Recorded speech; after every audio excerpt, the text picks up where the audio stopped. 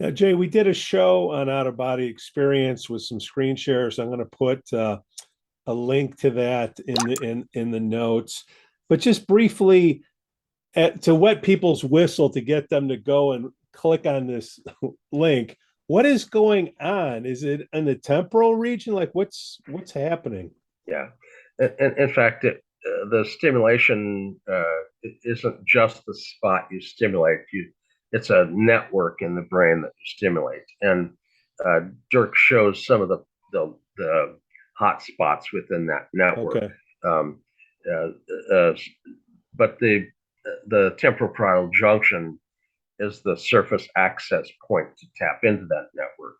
And um, again, that location ends up having the sense of self, the sense of self versus others, and the God spot all sitting right around the same spot. So you're stimulating an interesting location in the brain that's networked up with some other interesting locations, and it'd be good to have an N of 5 or 10 or 25 of people that had the same thing, but it it wasn't a common finding. Dirk's been implanting stimulators in the temporal lobe for people for tinnitus for a long time. He invented that surgery, you know. So so when So somebody's having this experience, it's usually they've had an accident and they're about to pass. Why is that network getting activated when that trauma occurs? oh well, uh, as you're as you're passing, there's all sorts of metabolic changes that end up happening in the brain.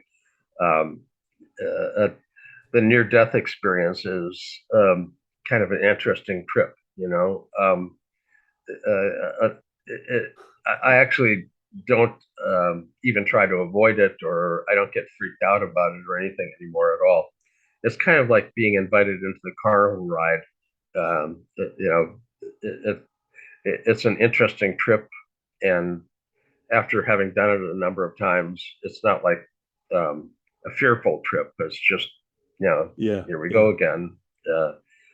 Ride it out and see how it is.